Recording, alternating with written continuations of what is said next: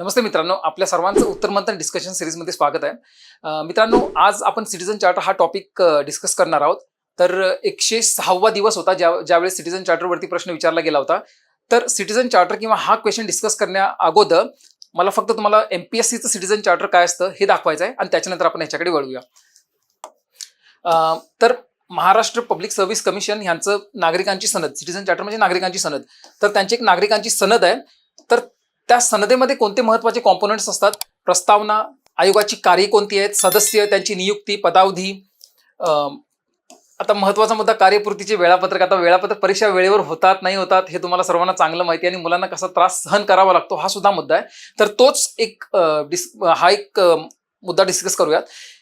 आयोगाचे संकेतस्थळ, गाऱ्हाणी तक्रारी यांचे निराकरण म्हणजेच ग्रीव्हन्स रिड्रेसल मेकॅनिझम हा महत्वाचा मुद्दा आहे. ज्यावेळेस एखादी कार्यपूर्ती होत नाही किंवा एखादं कमिटमेंट पूर्ण केली जात नाही त्यावेळेस नागरिकांना तक्रार करण्याचा अधिकार असतो आणि तक्रारीचे निवारण करून घेणं हा सुद्धा एक त्यांचा महत्वाचा हक्क आहे. नेक्स्ट, नागरिकांच्या सनदेचा आढावा म्हणजे रिव्ह्यू त्याचा होणं आणि फीडबॅकनुसार त्याच्यामध्ये चेंजेस करणं, जनसामान्यांकडून सूचना, नागरिकांच्या सनदेची अंमलबजावणी. तर ह्या सगळ्या गोष्टी एमपीएससीच्या सिटीजन चार्टरमध्ये नमूद केलेल्या आहेत. एक गोष्ट तुम्हाला दाखवायची आहे फक्त मला. सेवा कोणत्या प्रकारच्या असतात आणि त्या सेवा किती दिवसात पुरवल्या जातील, कोणता संबंधित अधिकाऱ्याला जबाबदार ठरवलं जातं आणि जर त्यांनी जबाबदारी पूर्ण नाही केली तर कोणाकडे अपील करायची असते. तर हा मुद्दा समजून घेऊ. तर ह्याच्यामध्ये उमेदवारांच्या प्रोफाईलमध्ये प्रवेश प्रमाणपत्र उपलब्ध करून देणे हा एक महत्वाचा मुद्दा आहे. तर ते 7 दिवसांच्या आधी होतं परीक्षेच्या. जर ते नाही झालं तर संबंधित अधिकारी कोण असतो? कक्ष अधिकारी. ठीक आहे. तर त्यांच्याकडे तक्रार तुम्ही नमूद करू शकता. जर तिथे समाधान नाही झालं तर त्यांच्यावरती अवर सचिव किंवा उपसचिव असतात, तिकडे अपील करण्याचं मेकॅनिझम प्रोव्हाइड केलेलं आहे. तर हे ओव्हरऑल सिटीजन चार्टर असतं. आता आपण प्रश्नाकडे वळूयात. ओके, प्रश्न असा होता, what do you understand by citizen charter? Discuss major obstacles that hinder its successful adoption in government departments.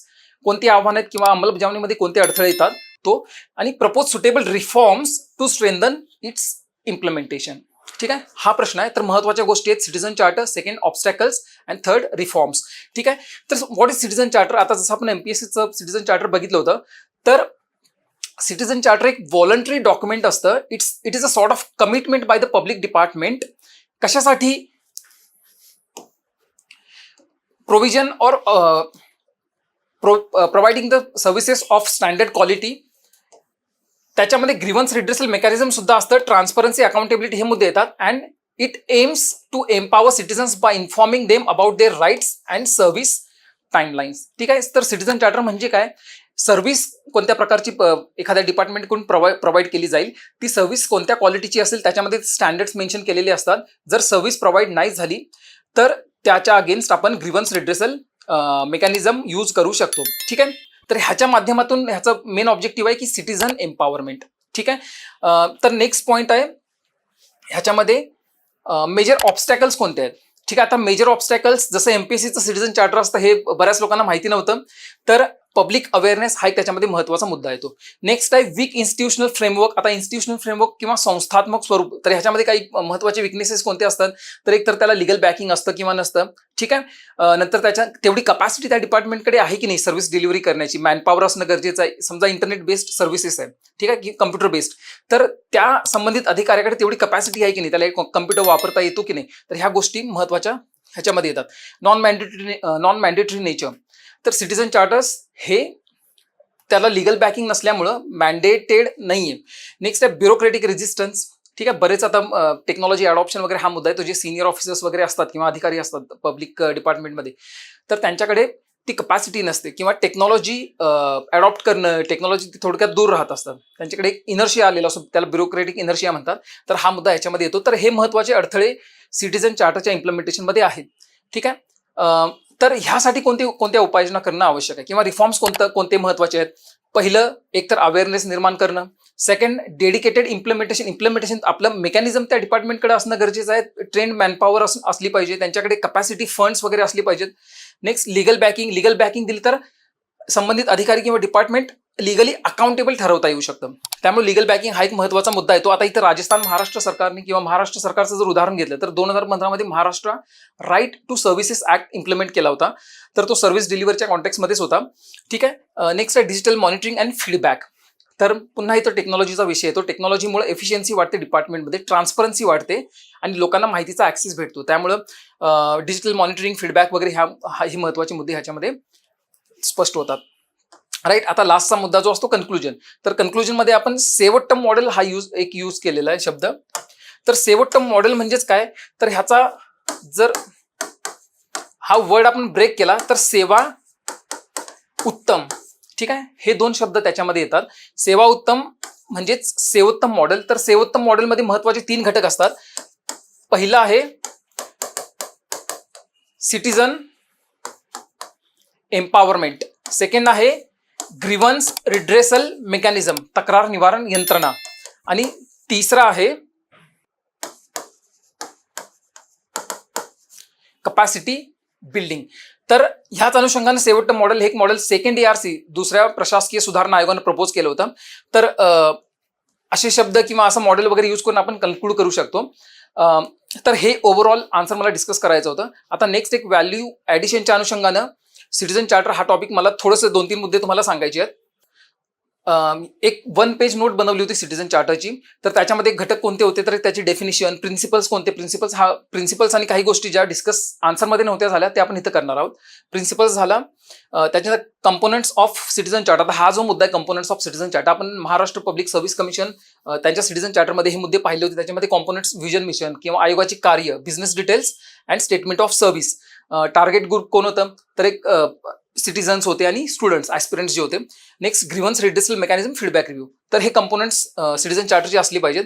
Significance हा जो मुद्दा आहे, तर ज्यावेळेस आपल्याला असा प्रश्न विचारला जाईल, what is the significance of citizen charters, तर तेव्हा जेव्हा पॉईंट्स जनरेट करायचे असतात तर स्टेक होल्डर अप्रोच वापरून आपण काही मुद्दे जनरेट करू शकतो. तर सिग्निफिकन्स किंवा सिटीजन चार्टरचे फायदे कोणते, तर एकतर फॉर सिटीजन्स, नागरिकांसाठी कोणते फायदे असतात, तर नागरिकांचं एम्पॉवरमेंट होतं.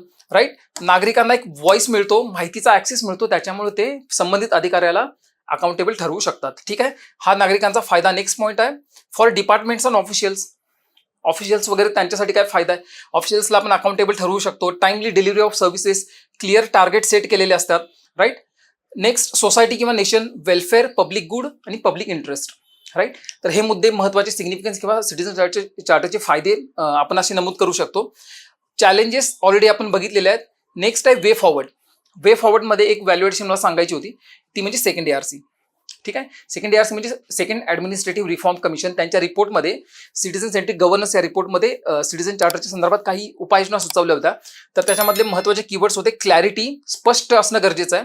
प्रोसेस रिस्ट्रक्चरिंग, म्हणजे एखादं डिपार्टमेंट ज्यावेळेस सिटीजन चार्टर अडॉप्ट करतं तर त्यावेळेस ते अडॉप्ट करत असताना त्याच्या आधी त्यांच्या ऑफिसचं मूल्यमापन किंवा इव्हॅल्युएशन करणं गरजेचं असतं. त्यांच्याकडे कॅपॅसिटी आहे की नाही, फंड्स किती आहेत, किंवा एखादी सर्व्हिस ते प्रोव्हाइड करत असतील तर ते करू शकतात की नाही, किती वेळेत करू शकतात. तर हे मुद्दे ह्याच्यामध्ये प्रोसेस रिस्ट्रक्चरिंगमध्ये येतात. नेक्स्ट आहे लोकल नीड्स. ठीक आहे, one size fits all approach. Citizen charter प्रत्येक राज्यासाठी, प्रत्येक जिल्ह्यासाठी वेगळं असणं गरजेचं आहे, प्रत्येक विभागासाठी. ठीक आहे, तो मुद्दा इथे. पार्टिसिपेटरी. ठीक आहे, सिटीजन चार्टर फॉर्म्युलेट करताना लोकल नीड्स जर आपल्याला समजून घ्यायच्या असतील तर नागरिकांचा सहभाग महत्त्वाचा असतो, तरच त्यांच्या अडचणी आणि त्यांना कोणत्या गरजा आहेत हे समजू शकतं. ठीक आहे, तर पार्टिसिपेटरी असणं गरजेचं आहे. नेक्स्ट कमिटमेंट, अकाउंटेबिलिटी आणि फीडबॅक रिव्हिजन. ठीक आहे, एकदा सिटीजन चार्टर बनल्यानंतर 3-4 वर्षांनी वगैरे ते रेग्युलरली रिवाईज झालं पाहिजे. राईट. हे महत्त्वाचे सेकंड ARCचे रेकमेंडेशन्स होते. आता एक मुद्दा जो पाठ करण्यासाठी महत्त्वाचा आहे तो म्हणजे प्रिन्सिपल्स ऑफ सिटीजन चार्टर. कोणत्या तत्वाधारित सिटीजन चार्टर असणं गरजेचं आहे, तर त्याच्यामध्ये 7 महत्त्वाचे मुद्दे येतात.